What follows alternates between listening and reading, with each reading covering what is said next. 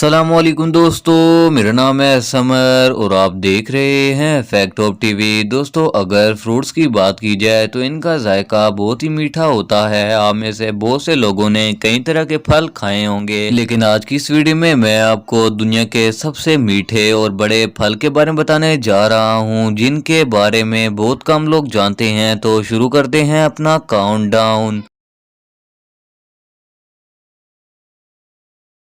Jack fruit. दोस्तों, jackfruit दुनिया का सबसे मीठा और बड़ा फल है। आप बिलीव नहीं करेंगे कि इसका वजन 36 किलोग्राम तक पहुंच जाता है। ये दुनिया के तकरीबन हर जंगल में पाया जाता है। इस फल की अपीयरेंस बहुत ही यूनिक होती है। इसकी स्किन ग्रीन और येलो डॉट्स पर मुश्तमिल होती है। इसका जायका बहुत ही मीठा होता है। ये सेब, पाइनएप्पल, केले और मैंगो का मिक्स जायका रखता है। जैक फ्रूट को डायरेक्ट भी खाया जाता है और इसका जूस भी बनाया जाता है।